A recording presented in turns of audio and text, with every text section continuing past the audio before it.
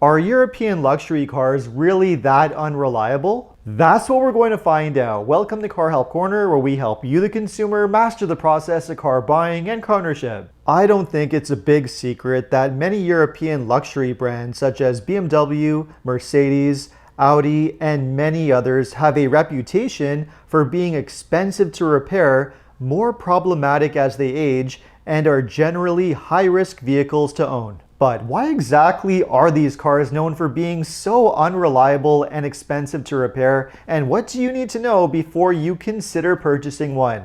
Well, let's get started with that first question. Ask any reputable mechanic and they will tell you European cars are generally the most challenging ones to repair, difficult to work on, have the most expensive parts, and have the most problems as they age. And it really does not matter whether you look at a BMW, Mercedes, Audi, Volvo, or the really bad ones like Maserati and Land Rover. They all fit this description to a different extent. Anytime these vehicles develop a problem, even small ones, you are faced with a 4-figure repair bill.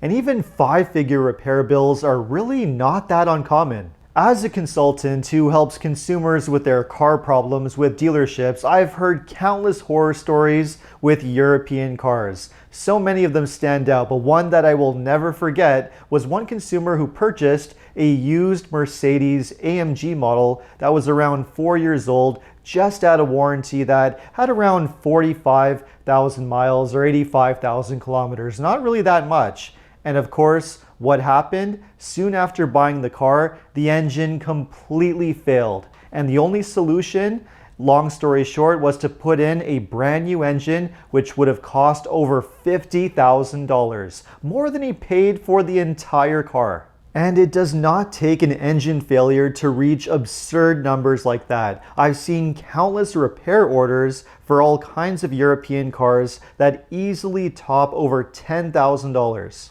And who can manage or would even tolerate spending several thousands of dollars every time a serious repair is needed?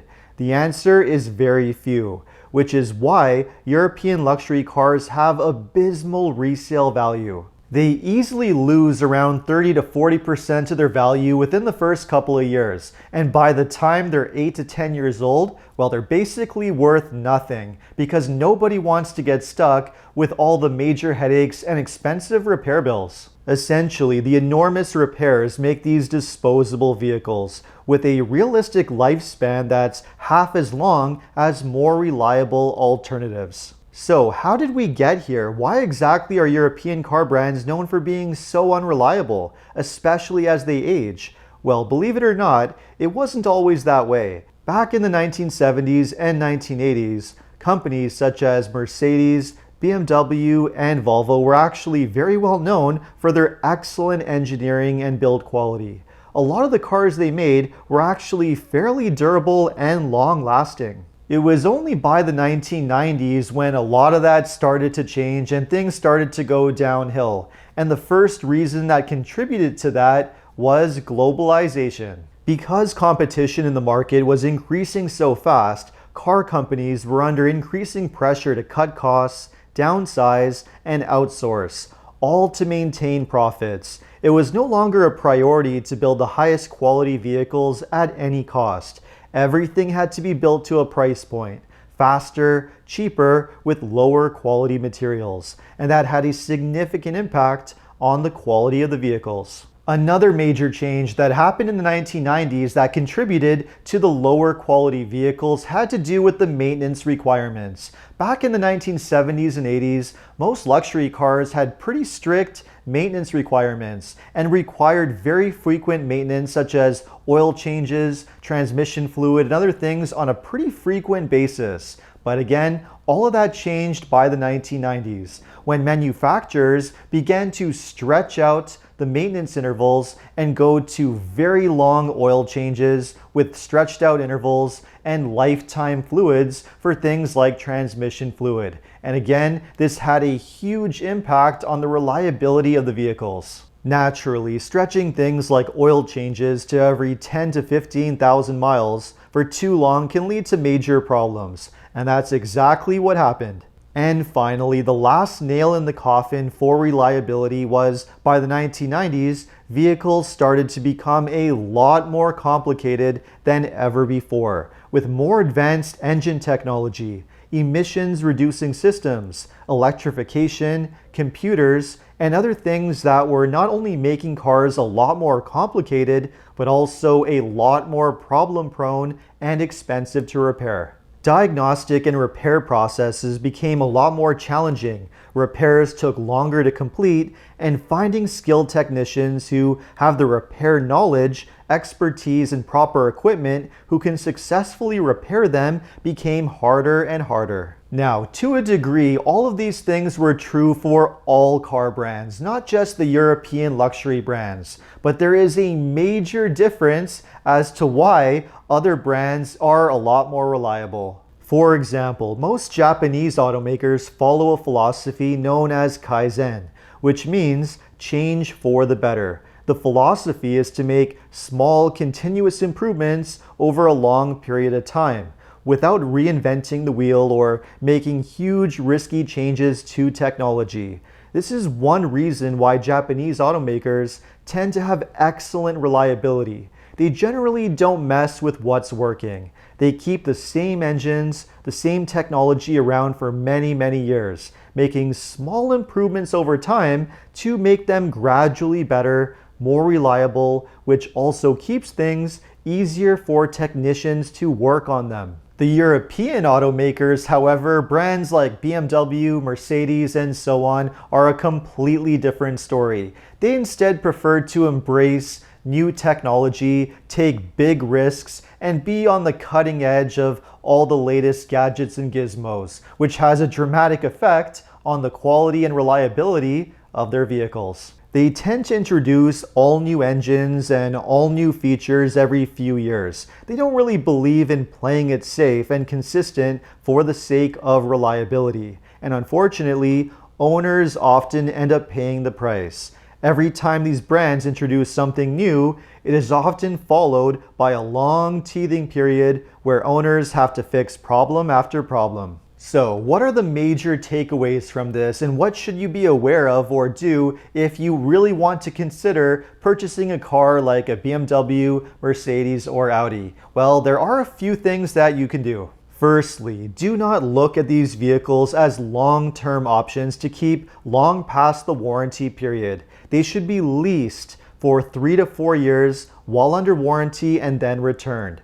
If you can find a good lease deal, that will protect you from out-of-warranty repairs, costly high-mileage maintenance, and the massive depreciation that these vehicles suffer from. So leasing is really your best friend here. Secondly, if for whatever reason you prefer to buy instead of lease, consider buying one of these cars certified pre-owned from a new car dealership. The benefit of buying something that's certified pre-owned is that it's already 1 to 2 years old, which means it's already suffered a massive depreciation hit, which means you're going to get a much better price. The other good thing with certified pre-owned cars, or CPO, is that they come with warranty protection and often come with extended warranty that's included, which is a major bonus. They're reconditioned, properly inspected, and are often in great shape. So you get most of the benefits of a brand new car at a lower price with the same warranty protection, and you're going to get a much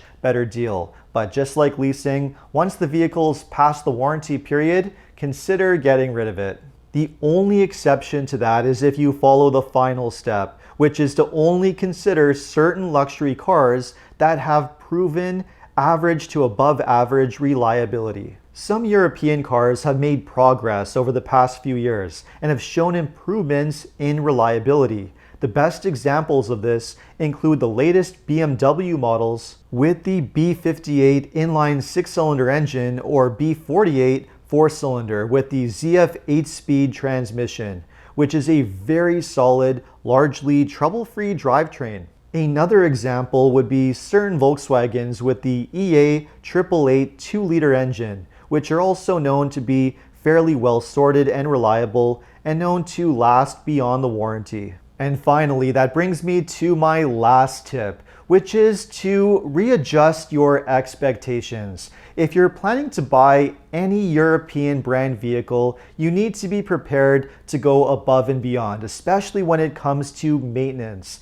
And you will have to go beyond the manufacturer recommended maintenance if you want that vehicle to last. These vehicles are temperamental cars. They do not tolerate average to poor maintenance. You also need to be tolerant of repairs now and then. Even the best of these will have problems here and there, especially as they age, and everything will be expensive to repair. So you need to be prepared for that and accept that if you decide to own one of these, that's what to expect. In other words, if you're a bit of a fussy person who gets angered or stressed by having problems with your car, whether big or small, or you just want to spend as little money as possible and avoid headaches, well, these are really not the right type of cars for you. Plain and simple. Now, not every BMW, Mercedes, or Audi is automatically going to become a major money pit. I will acknowledge that there are many owners who get lucky and end up having a positive ownership experience. But there's no question that the risks with these vehicles are far too high for most. And if you don't want headaches or major expenses, well, just do the safe move and go with another brand that is historically known for being reliable and low cost when it comes to maintenance and repairs. The Japanese luxury brands such as Acura, but especially Lexus, are the best example of that, and are the best way to get the luxury experience without the potential headaches. So there you have it. I hope this video was helpful, and if you own a European vehicle, what was your experience like? Let me know in the comments. And if you enjoyed this video, make sure to like, subscribe, and hit the hype button. And if you're planning to purchase a vehicle and you live in Ontario, know that OMVIC is the vehicle sales regulator that's responsible for administering and enforcing the rules that dealerships must follow. To learn more about your consumer protection rights, visit omvic.ca. And if you need any additional car buying advice, recommendations, or help with getting a great deal on your next new car purchase, make sure to visit carhelpcanada.com. Thanks so much for watching, and see you next time.